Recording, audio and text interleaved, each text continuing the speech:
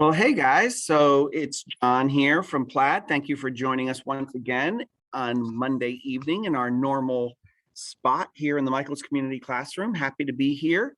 And we are going to have some fun tonight because now that Halloween is behind us, we are full for holiday and Christmas mode. So we are going to be painting some ornaments tonight. And we have Kirsten here, who I know many of you have painted with in the past. If you have not had the chance to paint with Kirsten, it's a treat because she's a great teacher and you're going to learn something fun tonight. So if you have, you know what I'm talking about. All right. Well, I guess we'll just not waste any more time. And Kirsten, I'll pass it along to you. Thanks, John. So everyone, we're so excited for you to be here. So tonight, like John said, we are all about Christmas. And so we are painting these really cute holiday ornaments. We're going to be painting a set of 3, all the same techniques, just different colors on each one. You see, we've got a really cute blue, a really cute pink, and then one that's kind of traditional green and red. So we're going to be painting these cute little ceramic ornaments. And one of the neat things about these, so these you guys all have your supplies, but I know you got the little pack of sticks. So we're going to be painting 3, but after this class, you could paint all 6 of these to match. You could do a different word in the middle. You could personalize it with a name, or you could give it as a gift. So please know that we are going to be painting these, but there's so many creative things that you can do and kind of alter the technique. Again, the little marker in the middle, you could do a monogram, or you could do a name. You could tie them to a present, really anything that makes them perfect for you guys. But one of the neat things about these ceramic ornaments from Michaels is they're that very, very super matte ceramic finish. They don't have any varnish or gloss. They're almost like a bisque, but much more durable. And the neat thing about painting on a surface like this is it allows us to do this really beautiful watercolor technique. Because what it does is it almost works like watercolor, where it absorbs the paint, absorbs the color, and allows us to layer and blend on top of it. So that's the technique that we are doing tonight. So let me go over the supplies that we're going to need. Again, you have the 6-pack of these ceramic circle ornaments from Michaels. And if any of you got wild and crazy, I know Michaels has this in a longer, more of a rectangle shape. I feel like they also had maybe a heart and a snowflake, but just some different really great surfaces for making your own ornaments. So you're going to need those. You're going to need any ribbon that you like just to add these finishing bows, but we're not going to focus on that. That's something you could even do after the class. A pair of scissors, and then FolkArt acrylic paint. Even though we're doing a watercolor technique, the great thing about FolkArt acrylic is it does so many different things. It's great for a watercolor technique and also traditional acrylic. So the colors that we're using tonight is we're using Injun Red. We're using this beautiful, really light, almost peach pink, and this is conch shell. We're using FolkArt Pink. We are using 2 different greens. This kind of really light, almost lime green is Pistachio, and this dark hunter green is Thicket. So a light and a dark green. And then we're using 2 blues tonight. We're using navy blue and Dutch aqua, which again is just a really light muted aqua color. I always want to say in these classes, if your palette is not exactly what we call for on the instructions, that is okay. Any red would work, any green would work. If you want to use maybe just the navy blue and skip the light blue, if you wanted to add a violet or a yellow, if that's your Christmas color palette, use whatever palette is best. This is the ones that we're using for this, but really all the classes that I do, it's all about the techniques. So then the other thing that we're going to use is I called out for a Craft Smart, I think it's a basic round liner set. And the key to that is you get 4 different round brushes. I think in the kit, you get a 1, a 3, maybe a 5, and a 6. And what I want you guys to know that are following along, taking this class, they don't have to be those exact brushes. They don't have to be those exact sizes. I just want you to have a variety of round brushes, a really small one, and the largest one you'll need is this number 5. So just a variety of small round brushes. And then for all of our little details in the class, you're going to need an ultra fine Sharpie, a black permanent marker, whether it's a Sharpie or not, but you really want that ultra fine because we're working on such a small little project tonight. Okay.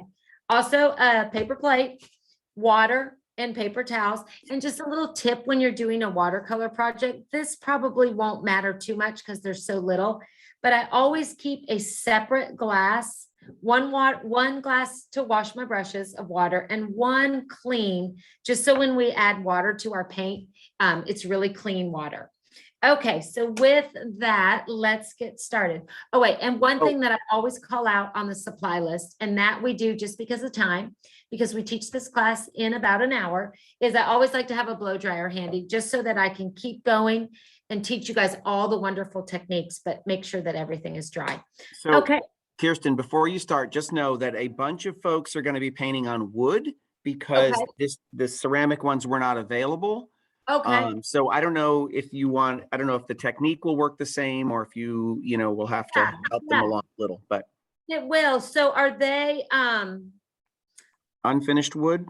Unfinished wood. So maybe the tip for you guys, one, you could base coat it white if you choose to. You do not have to, but you could base coat the front of that wood white really quick and blow dry it so that it is dry.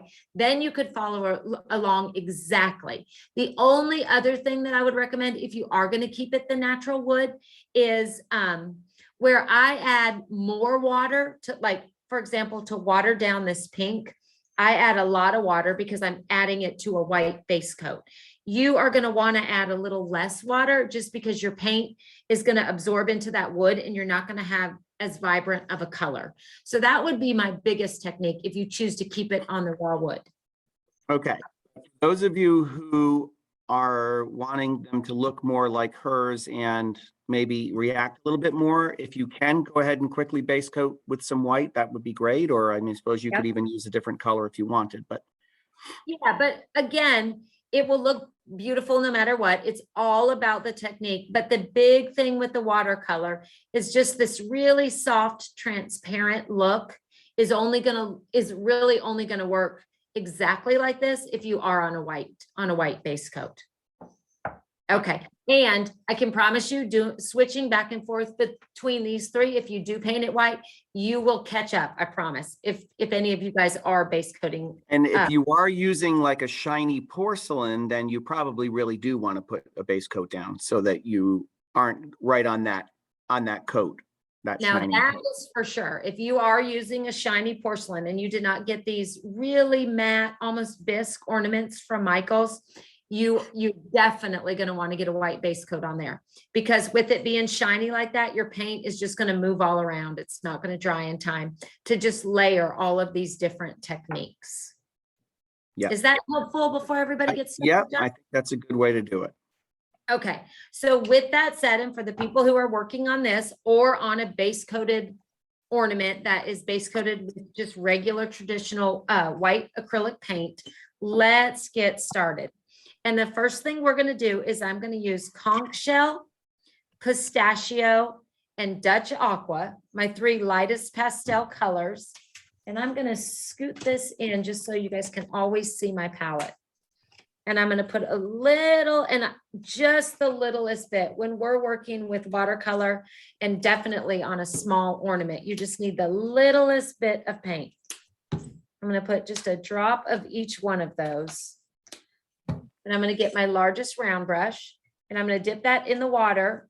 And I am just going to water down on the edge of that paint a really light wash of first that conch shell, that really light pink. And on my first ornament, no rhyme or reason to this. All I'm going to do is just loosely brush, almost like a wash, but really random. I don't want to create a perfect circle. I just want to kind of fill in different areas, allowing those brush strokes to just be really random, just along the outside of that. You guys see that? It's such a light pastel. I'm going to do it a little bit darker, but just creating a really soft wash around the edge of that ornament. You guys see that? Just really loose and random. Then I'm going to set that one to the side. And I'm going to do the same thing with that light blue, which is the Dutch Aqua. Mixing water with that paint. And I'm just going to do really loose brush strokes around that ornament to represent the wreath. Kind of represent placement of where we'll put all of our brush strokes. I'm going to hold that up every time so you guys can see. But see the watercolor technique, it's lighter and darker, and you just get all of those tones by using it as a watercolor. Cleaning my brush each time and doing the same thing with this light lime green, Pistachio.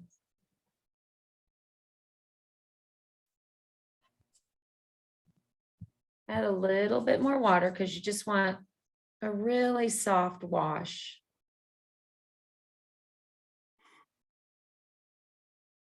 Having a few white edges on the side, having an irregular center, because all you're doing is kind of making placement for your wreath. But you can see really soft, really light. Okay, so while you guys are doing that or base coating white, all I'm going to do is hit these really quick with the blow dryer to get those dry. Any questions, John, before I do that? Nope, I think we're good so far. All right.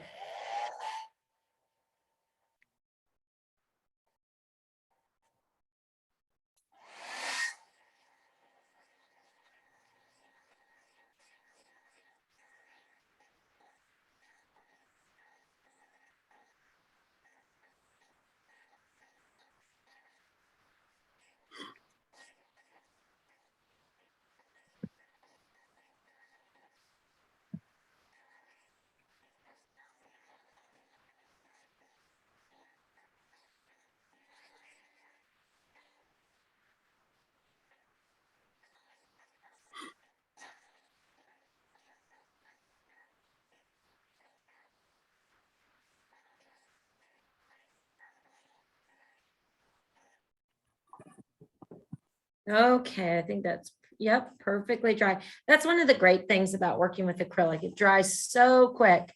And then working on this really matte bisque, it just dries that much quicker. So it allows us to just layer technique after technique. Okay, so once your little wash, your little placement is dry, what I'm going to do is we'll start on this little pink guy. So I am going to get a number, let's see, this is a number 1 round brush. And I am going to get that dark Thicket, which is my darker green, and put just a little bit of that on my plate.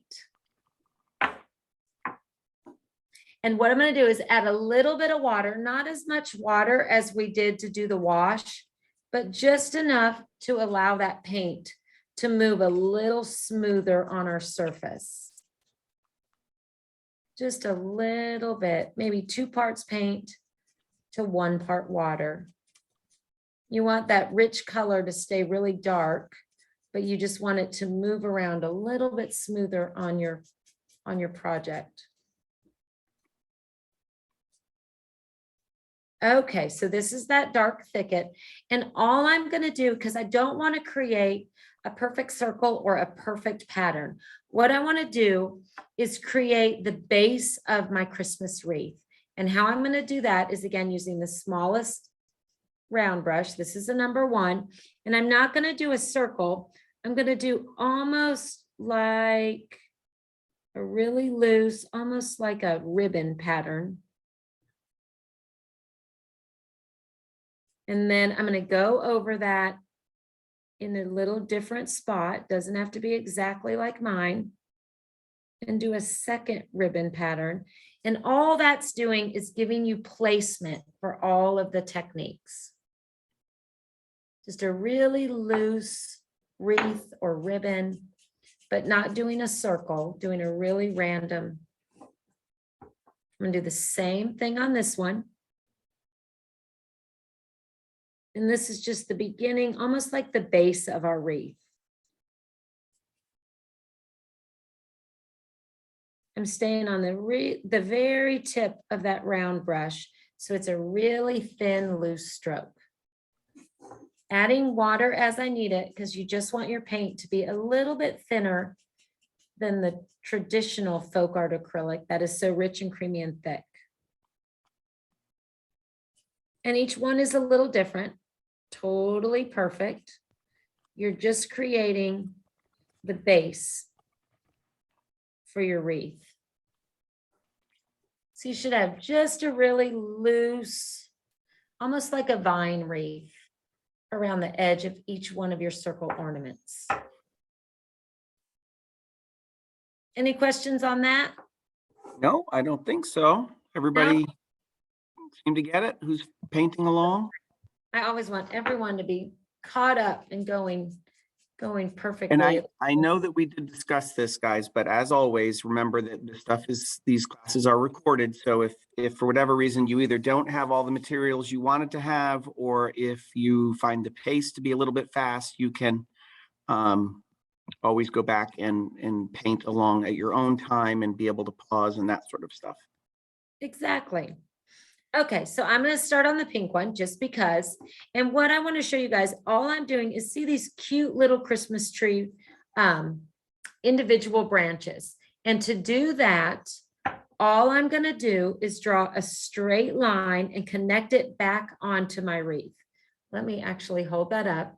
And what I want you guys to do, the only key to this is I don't want every single branch going exactly the same direction, because then it just won't feel loose and organic. So I'm going to connect a long line back to my wreath. And then maybe right here, I'm going to go at a totally different angle. Right here, I might bring one in from the outside. I'm going to bring one in right there and maybe one right there. You don't want too many, because remember, you can always go and add some, but you can't take them away. So just a few lines. For now, they almost look like little thorns, but I just want you to connect a long line back to the base of your wreath. And then once you've done that, load more paint with a little bit of water if you need to, but just using the very, very tip of this liner brush, we're just going to put each individual branch onto each stem. Oh, can you guys see when we fill it in how it becomes the perfect holiday branch? Just little branches on each long stem that you've created. Can you guys see that? I know I'm a little shaky. Yeah, no, that looks pretty easy so far. And rotate it. I always tell everyone, sometimes you move your hand all around and it's uncomfortable. Move your surface and make sure that your strokes are going what's comfortable for you. Like for me, it's pulling towards me. So I rotate this ornament so that I'm always comfortable with how I'm applying my strokes to my surface. Even if it's a canvas, I'll move that canvas all around, sometimes working upside down so that it's comfortable, oops, to do those strokes. But I'm just doing that on each little branch. And it looks like even if it doesn't match up exactly left and right, that's fine, right? Like you're just, Oh, yeah. it's very organic. Yeah, this, you mean the same on the left as on the right? Well, yeah, as you go down and make the left hand little branches, and then you go and you make on the right. I notice sometimes they don't line up exactly right, but that doesn't matter because it's perfectly organic looking. Good. Absolutely. I just kind of put them very random. Again, like John said, I didn't want both sides to match because then it would look like it wasn't a natural pine branch. But I just filled in the areas. I think I need one right here. So I'm going to go in and add just the long stem first, and maybe right here I'd like to have one. So if you see any spots that look like they need one, you want to leave a few openings though. You don't want to fill it completely because we're still going to add flowers and details and holly berries with the lighter green. So you want enough to start filling in that area, but you don't want to completely fill it in. Then I'm going to set that little pink one over to the side to dry. And I'm going to do the exact same thing on the other two ornaments. Always adding just enough water to that dark green so that it moves a little bit better and it kind of reads more as a watercolor. And all I'm doing is those long lines to connect that to the wreath. And then I'll go back and do the branches or the little individual pine needles, I should say.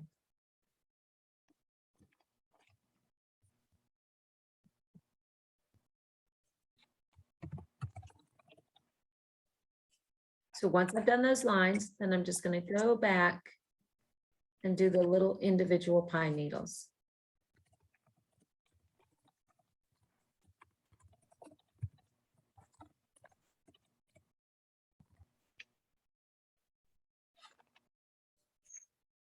And by watering down the folk art just a little, you can see it just moves so smooth on this matte surface.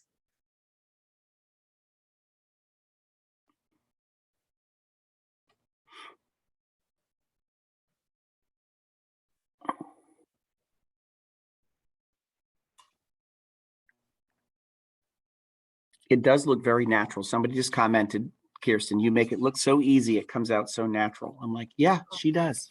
I guess that's why she's teaching the class and I'm just commenting with nonsense.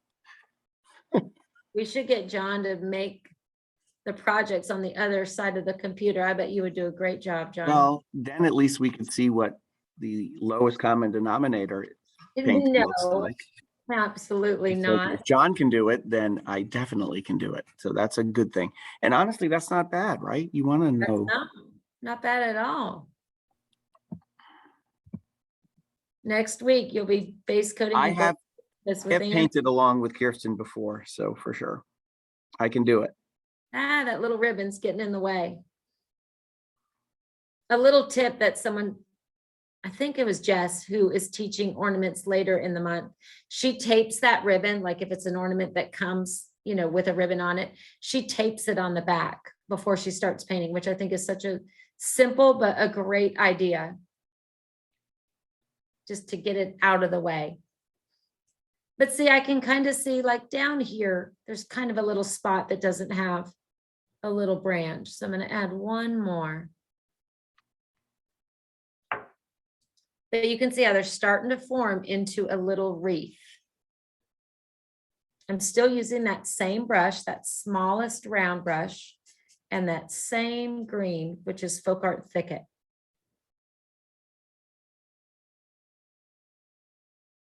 And just staying on the very tip of that brush.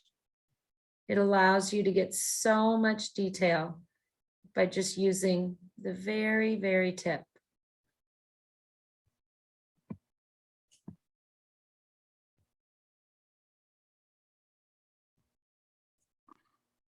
I put a lot on this one. It looks like a little thorn bush until we start adding all of our details.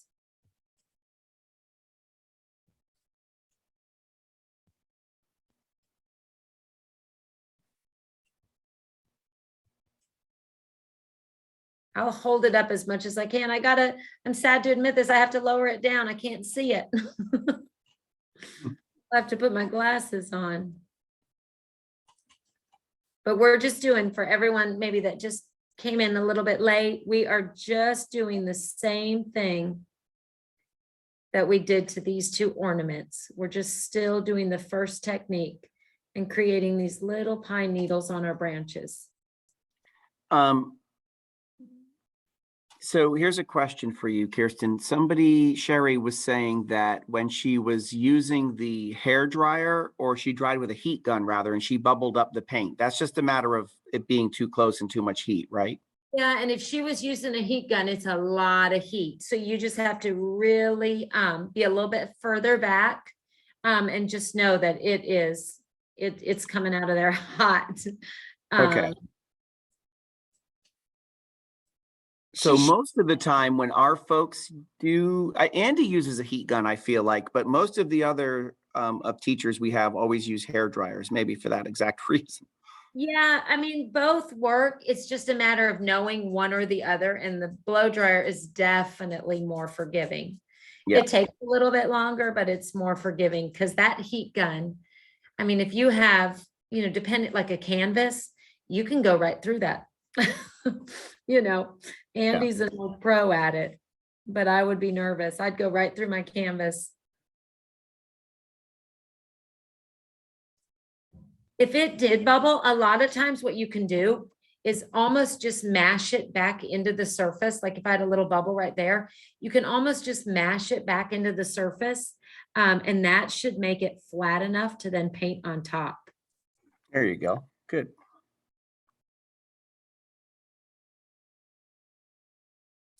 You know what, Kirsten, if you finished the class right now, we wouldn't even be like, that looks like already a finished painting with the little pine needles. We're done. Come on, Yeah. we're out of here. Add a bow and off we go. And Nobody would ever think it wasn't finished. like we are painting this, but you guys, like if you want one to just be really natural and you add a bow, stop there. Because they really are cute. They're just simple and they look so different, but they are a really cute ornament without all the details that we're going back to add. Okay, so all we've got is those cute little pine branches, really random and all the way around, kind of filling in each of our little wreaths.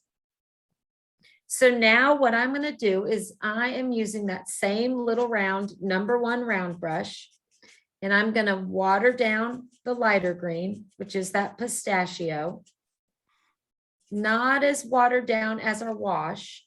And I'm going to scoot the one that is the green wash, scoot that to the side. But I want to show you, we'll do this blue one. See how I've just got little tiny sprigs of that lime green. Hold it up for you guys. Just little areas, not as much as what we just did, but just little highlights of that light green. So what I'm going to do, watered down, same brush. I'm just going to do 1 or 2 branches. I say 1 or 2. I meant like 3 or 5. Little bit longer, maybe in an area that's not as full. And then using that same exact stroke, I'm just going to fill in the pine needles on that lighter green branch.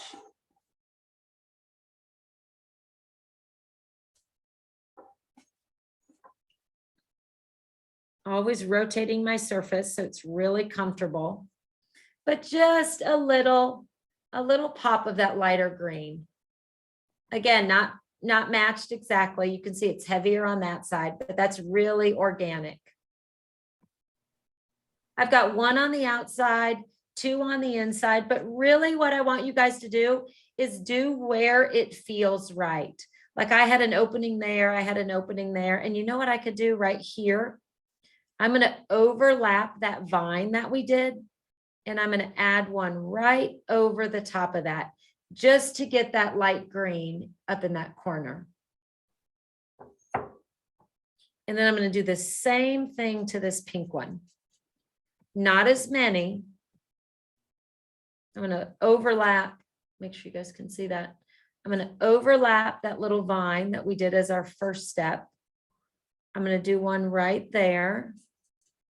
Maybe I'm going to do one right there. And I might do one coming out right there. Not as many, same technique, but just to get some dimension is what we're trying to create. Just layering colors.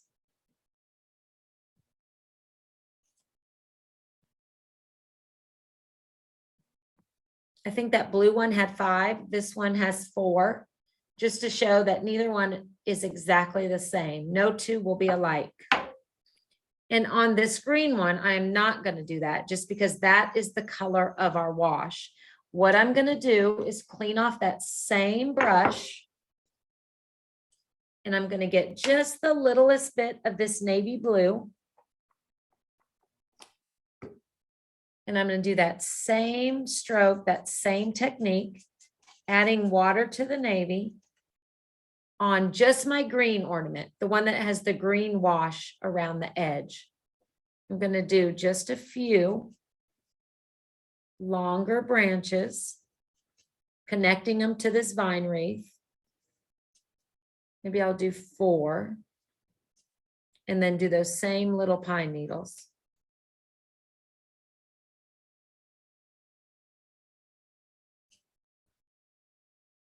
And this is just really showing having fun with color. Instead of doing traditional, just light green or dark green, a little bit of navy is just such a beautiful color to add to really any Christmas project, whether it be ornaments or gift wrap or a cute little Christmas village. You can always add kind of an unexpected color. I'm going to add a little bit more water and do one more down here. But the same little stroke work, connecting the little pine needles to the branch, but just creating kind of some body for our wreath. Okay, and then this is kind of a watercolor technique. So I'm going to start with the pink one just because we did it first. And I'm going to move this in there so you can see it. And what we're going to do is we are going to do 2 things. So let's see if I can find the perfect spot. Okay, so see right here. Oh, I don't want to be shaky. See right here, these little holly berries. Oh, that might be too close. Yeah, we can see them. Berries. So the detail of the holly berry is with the Sharpie, but all behind it, very random, almost like a big blob, a big circle, is just green. So Wait, what we're gonna you're talking about the leaves, not the berries, holly leaves. I'm sorry. Yes, John. Sorry. The leaves. So see how the detail of the leaf is with the Sharpie marker, which we'll do last, but behind it is just a big blob of green color. Yeah. So that is the technique that we are going to do now. So on this ornament, I got a little bit larger brush. This is the number, let's see, this is the number 3 round, but I always say, use whichever brush you're most comfortable with. Lots of people like a smaller brush. Lots of people like a bigger brush. So I'm just watering down that thicket, a little bit more water than we did our branches with. And in some random spots where there's an opening, I am just applying color. No rhyme or reason, not a perfect circle, just a little wash of color. Can you guys see that? Just a little wash of color with watered down Thicket, which is the darker green. And then on that same brush, I'm going to pick up some watered down lighter green, which is the Pistachio, and just kind of rub that right over the dark green, just allowing the water and those 2 paints to kind of go together.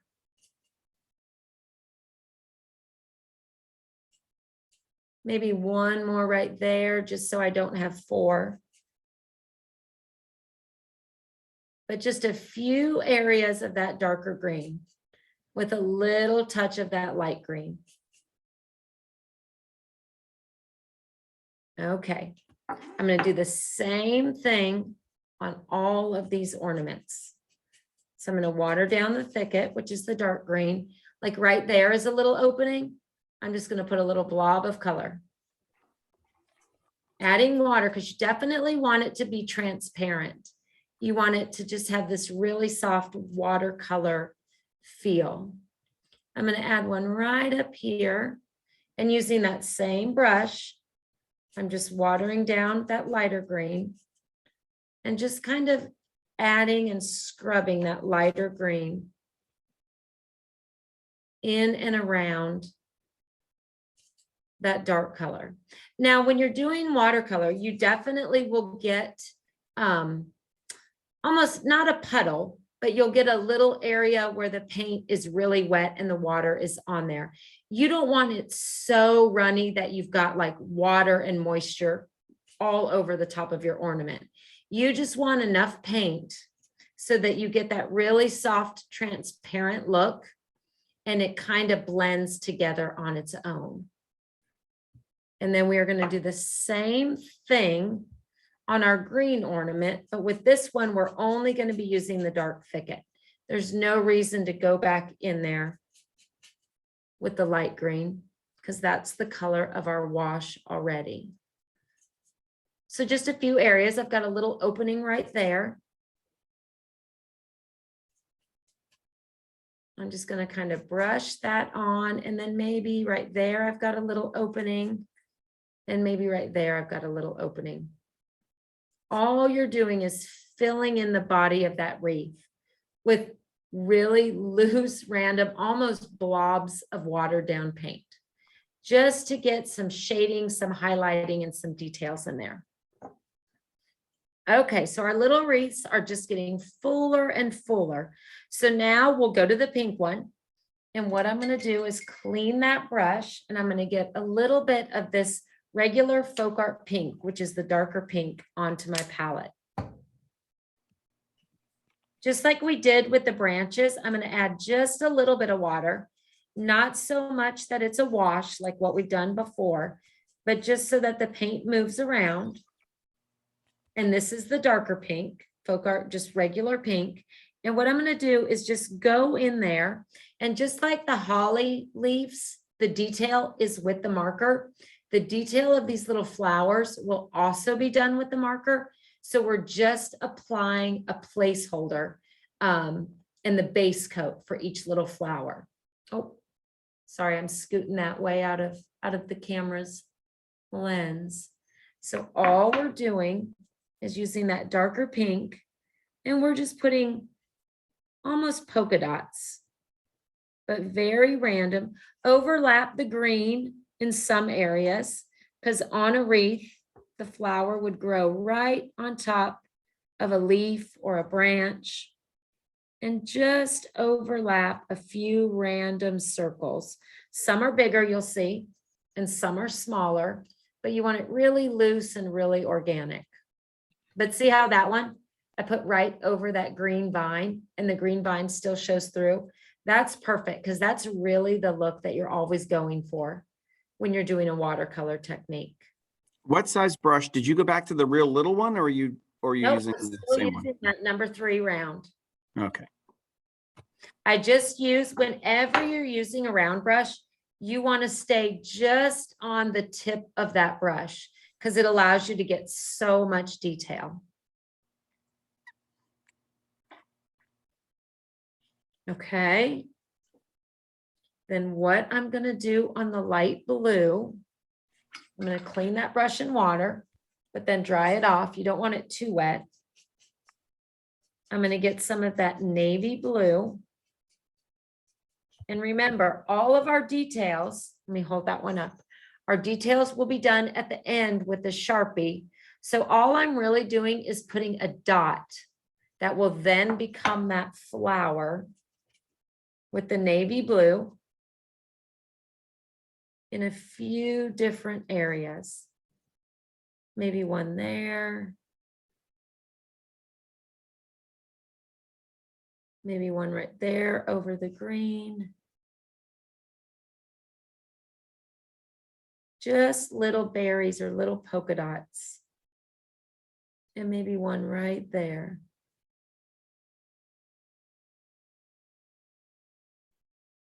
With each technique, we're just filling in this wreath. Any questions so far on that one, John? No, not so far. I mean, I've been asking them as they come up, so I think we're in good shape. We're going good. Okay. So what I'm going to do on the one that is green, just because he's a little different, is I am going to water down the navy blue, still using that same round brush. And I'm just going to put a few areas of the navy blue onto my wreath, just like we did the green, right there and right there. I'm going to do a few areas of the navy blue just to fill in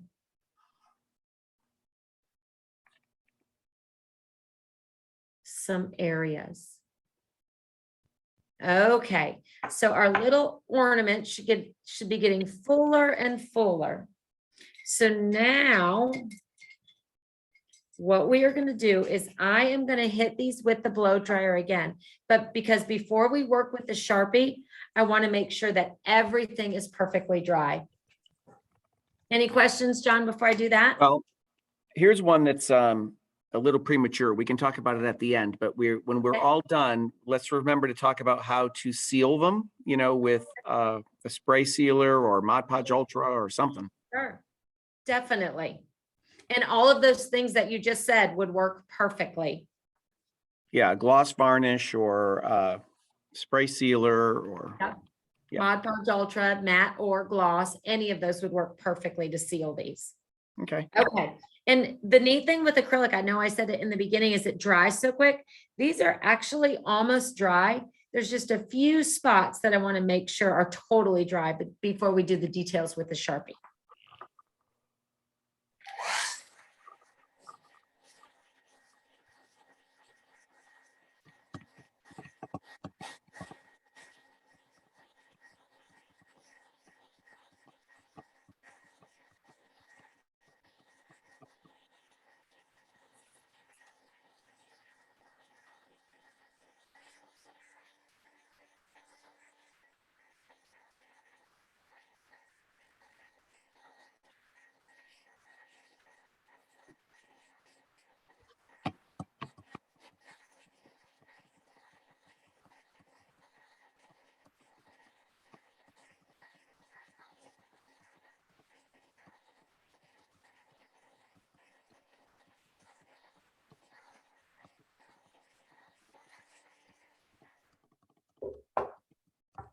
Okay, I think they're totally dry.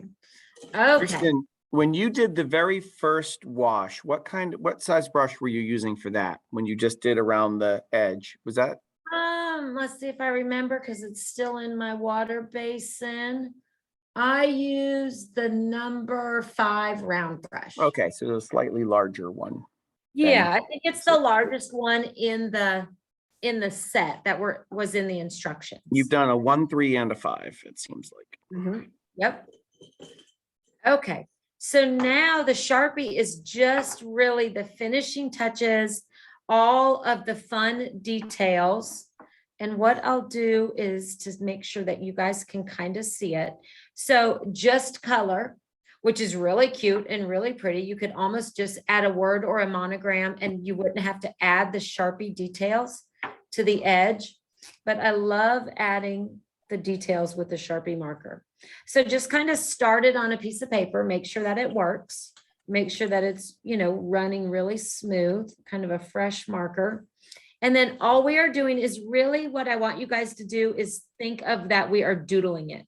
So for a holly leaf, what I'll do is I'll do a line and then just 3 almost round, almost like C, not strokes because it's a marker, but almost just, what are those? I'm drawing a blank.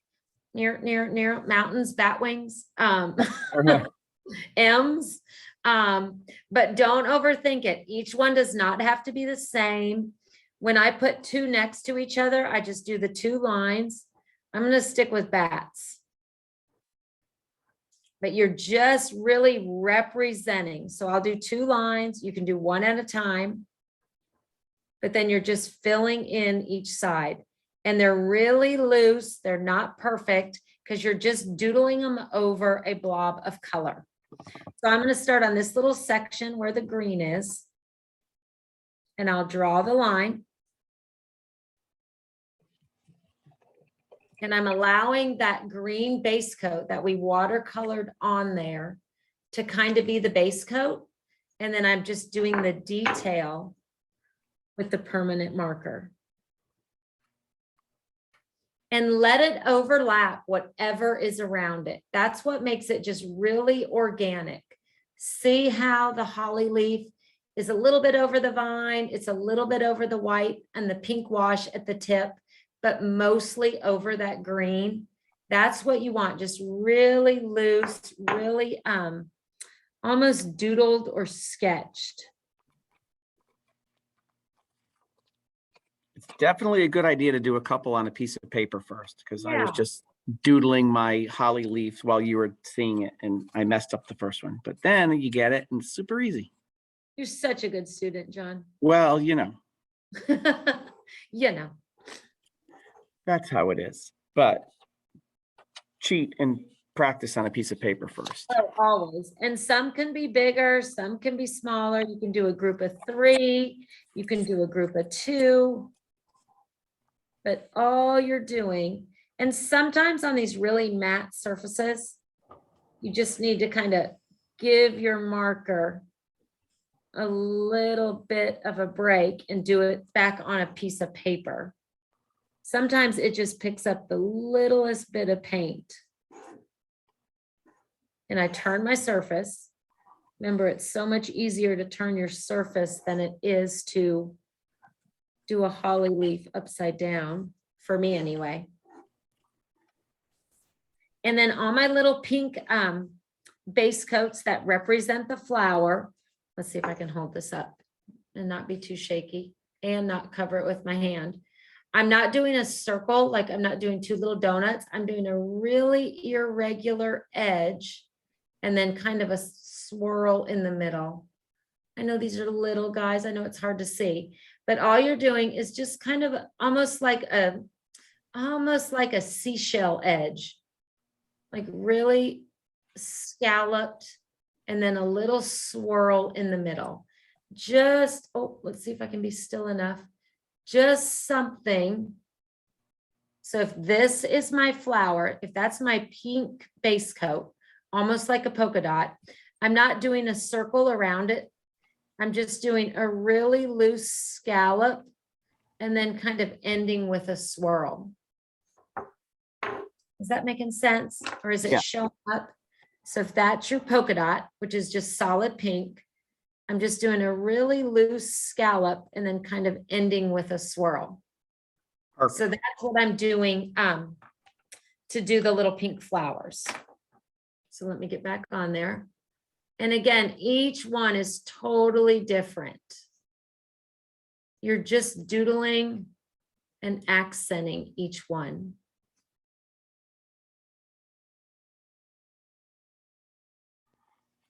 On some, you can go back and just almost pretend that there's a little leaf on each one, like right here over that green. I'm just going to doodle like there's a little leaf attached to that pink flower. You don't have to do it on every one, but you'll see where it just naturally makes sense. Oh, I keep pulling it too far towards me. Sorry, guys. Yep, that's it. We can see it. But just filling it in. And then the same thing with this light blue one. I'm going to go in. Actually, that was a great idea. So if this is my blue dot on my ornament, what this flower is, it's a long stem connecting it back to my wreath. And then a little line that then has just tiny little details to make it almost look like a branch. And then I'm going to do 3 little, I don't know, antennas coming out of the top of each flower with a little dot on each one. So that is kind of the doodle pattern that we're going to put over each navy blue berry. So I'm going to connect that to my wreath or to my vine. I'm going to do 3 little antennas coming out of my flower with a dot on each one, and then a little stem with just the tiniest little doodles.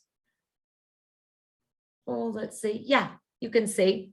See, you're really just doodling some details, connecting it to your vine.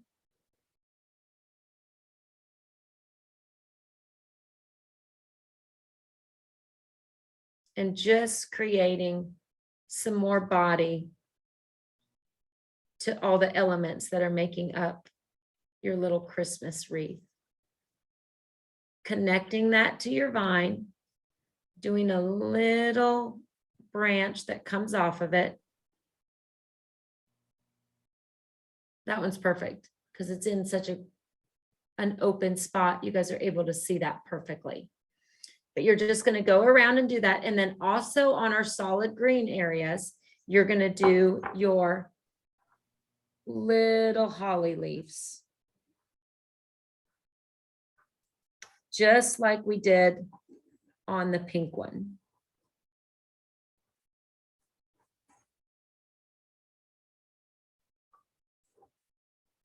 Do a little holly berry there. Putting a center on each one, which is just a simple line that runs through the middle.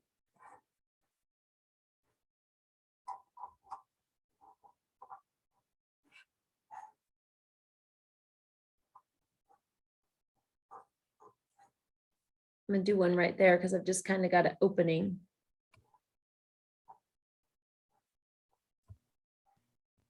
But just adding all of that fun detail. Same with the lime green one. Over those little patches of green.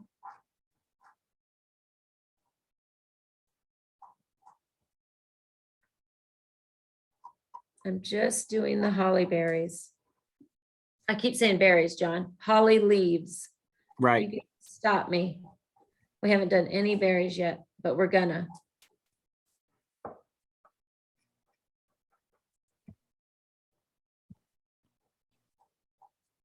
Every now and then my marker needs to switch out. There we go. Sometimes working on this really matte surface. Oh, there we go. You just got to almost prime it again on a smooth piece of paper. Mm-hmm. Like right When there.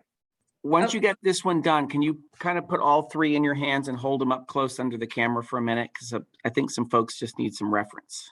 I sure can. And we'll just hold them still there for a second. People can get a good. The Sharpie is black you're using, right? Not dark green, right? It is black. Yeah, Yes. just the ultra fine. Or maybe if you have to do one at a time, that's okay. But just. Or when they touch, it's like nails on a chalkboard. I can't do it. Okay. Yep. Hold it right there. Let's see if I can be Hold it still. nice and still. Yep. There- Okay. Got Okay. that one. And then here's the light blue with the little blueberries. Oh, be still. Yep. Okay. And then here's the green one with the navy blue branches. Cool. Got it. Okay. So now what we're going to do is get a little, and bring that palette back in and just get the littlest bit of engine red on your palette or your plate. And I'm going to clean that smallest brush that we were using. I think it's the number 1 round. Clean it, get most of the water off, and just the littlest amount of water right here, because you want these to stay small and exact, but you still want to have just a little bit of water so they're smoother. And all I'm going to do is using the very, very tip of this brush is I am just going to dot. Now I can finally say holly berry. Exactly. I'm going to dot just some really random, some bigger, some smaller, and just with the intention of not doing it only where the holly leaves are, but just in any spot that needs to be filled in with some detail. So I'll do 2 there. I'll do a little group of 3 there.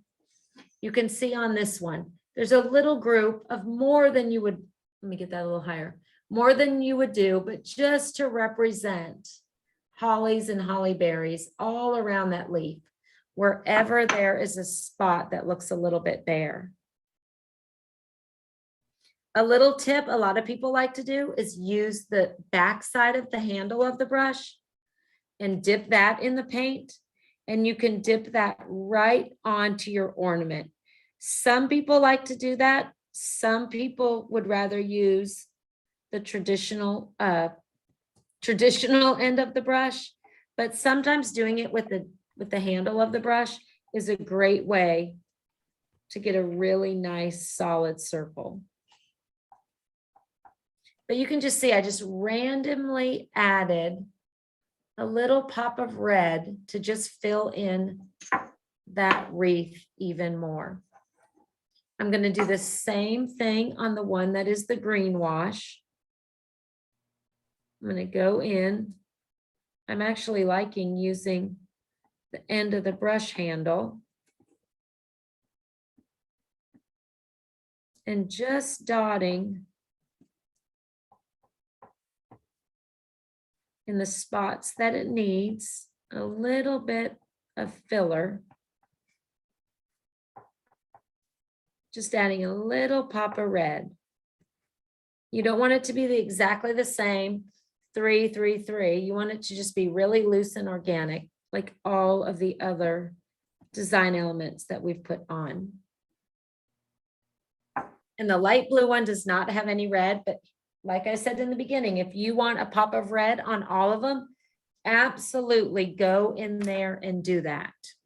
So then what I did is I just picked 3 festive holiday words that I like. I think someone in the beginning had a great idea. You could do your last name. You could personalize with a person's full name, just their initial. But on that center part of your wreath, I'm just going to go in with the Sharpie. And at first, I'm just going to write the word. So I chose joy for the center of this one. And then just a little technique when you are doing a script writing is whenever your stroke went down, that is the part of the letter that you make a little bit thicker. So the J came down, then we went up. Then on this part of the O, we came down. So I'll make that thicker. Up, still it stays thin. This part of the Y is a downstroke, so I make it thicker. Up stays thin, and then down gets thick. So that's just a neat way to remember what areas of your letter to make a little bit thicker so that you get that really nice professional font if you're doing script. On the down is thicker. Let me hold that up. Does that make sense? So you just read it like your normal handwriting, whatever word you pick, but on the down, you make that part of the word thicker. Love it. And we'll do Mary on this one. Same thing. I'm trying to do it with my hand out of the way. You guys can see it. I'm just going to do Mary in my normal handwriting. Cute enough, but a little bit boring. And then the magic happens when you thicken up on the down. So the stem of the M, the center part, and then that left side of the E, that right side of each of the R's, and then that long tail for the Y is what becomes thicker. Having that thick and thin, see how it changes the way it looks just by having a little bit of a thicker section in each word. So then let's see, how are we doing on time? I want to be able to show you guys the final technique. The bows are easy. You just tie that and kind of accent it with the desired bow. But what we did to get just kind of this finishing look is take your largest round brush, make sure it's clean. And for this one, for example, we're going to do the same color that we did that original wash. So this was light blue. If you need more paint, get some, but if not, water down that light blue color on your palette. Probably half paint, half water. Now you want to have a lot of it in your brush, but you don't want to have too much. Make sure like this area of your brush is not wet at all. Because sometimes when you clean it, a lot of water is up there.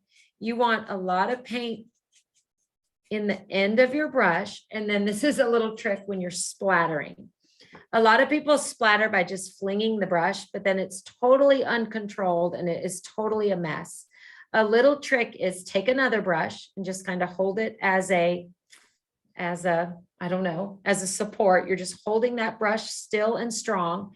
And then you're holding your brush that's loaded with your paint at the end of the brush handle, not traditionally like how you would paint, but you're holding it at the end of the brush handle and you're just tapping it. You're just tapping it on that other brush. And that way you get a really controlled, I slow down and talk when I'm painting, I'm sorry. You get Also, that's something that you might want to do a test run off of your project onto a blank piece of paper so that you know how you're going to do and react before you get a big giant blob of paint in the middle of your new ornament. John, Just you're saying. always the wise one on the other end of the I camera. mean, He's right, he's right. practice And I apologize. first. So that what you you're know what doing you're is doing. not too much paint, no like water or drips, but water and paint. And then you're just tapping it. See how, and I don't even know if you guys can see that. Let me show you the ornament. If I can be steady. See how you just get, it's really just a fly speck that we do, but it just kind of seals it all together and kind of completes your ornament. Let me see if the pink shows up better.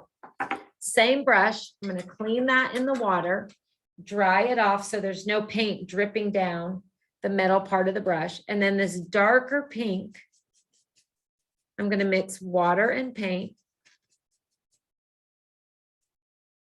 Make sure I have a good amount on my brush. I'll do my dry run, Smart John, and I'm just tapping.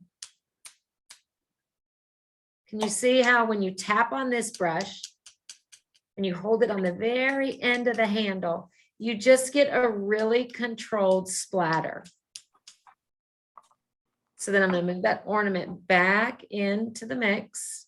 And if you don't like that kind of country farmhouse splatter, skip this step.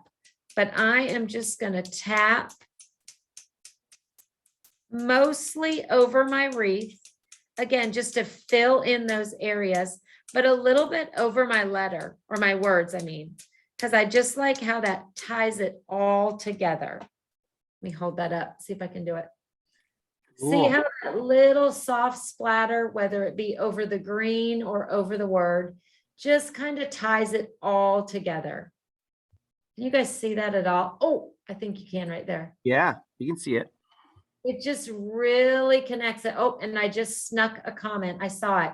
Treasure gold would be gorgeous. It would be a fun splatter for sure. That would be And it great. would be exactly the same technique. You would add a little bit of water to the gold, and you would just splatter that. So that's how you tie it all together, and you just kind of get that complete, really organic watercolor. And then you add a little bow. You could tie it to there, or you could tie the bow first. If you're a great bow tire, you can just tie it on there. I'm not so good. So I always tie a little bow first. I trim the edges or the tail. And then what I like to do is just hot glue it right there. That way it won't wrap around or be on the side sometimes. So I tie the bow first and then I hot glue it to the top of that ornament. So you guys, that is our ceramic ornaments, a little bit of watercolor with folk art, a little bit of doodling or accents with the Sharpie marker. How did it go, John? Do we have any other questions? I mean, I think it went great. Everyone really loved the, we will talk about sealing in just a second. Everyone really loved them, and they were saying how it's all the different techniques, and different people are talking about having ornament painting parties. So this is really a good, this was really a good time for everybody. Oh, I love that, everyone. So speaking of ornaments, the folk art acrylic paint for something that's decorative like this, just so you know, is super durable. Being decorative, being an ornament, really, you don't have to seal it. But if you do seal it, do what you like best. If you want a really shiny, beautiful finish on this, you could do a high gloss. You could do the gloss Mod Podge Ultra and just spray that on there. The key to sealing it is just make sure that it is completely dry. And then seal it with whatever finish you prefer. Yeah. And then someone was asking how we access these later on. So you can go back to the Michael's website where you signed up for the class, and there's links to it, but you can also go to Michael's YouTube channel, and those are there. So for everyone wanting to access them, do that. And then one more thing, if you do make some ornaments, please share them with us. So hashtag, I'll put it in here, hashtag Plaid Crafts, hashtag Make It With Michael's, Yes. and hashtag Michael's Classes. Yep. We love to see all of them. We start looking at them even later tonight. We're like, oh my gosh. So yeah, please share them with Plaid Crafts and with Michael. We'd love to see what you guys have done. Yeah, and then I think that's it. So we are going to show next week's painting. Look how pretty this is. I just peeked at the monitor. So next Monday, same time, is Andy Jones, and he is doing this beautiful, and I hope you guys can see it. Like the metallic background is gorgeous. So this beautiful Christmas wreath with this even more gorgeous red velvet. Well, it looks like velvet. I made that up. Red beautiful bow on this beautiful metallic base coat. So that is next Monday. So definitely join Andy to learn this beautiful painting. You're always guaranteed to learn something when Andy is teaching, because he is an amazing artist and has a lot of great techniques. So it'll be fun next week. Yeah, definitely. So that's all we got, you guys. Thanks for joining us. Okay, guys, we'll see you next Monday. Bye. Bye.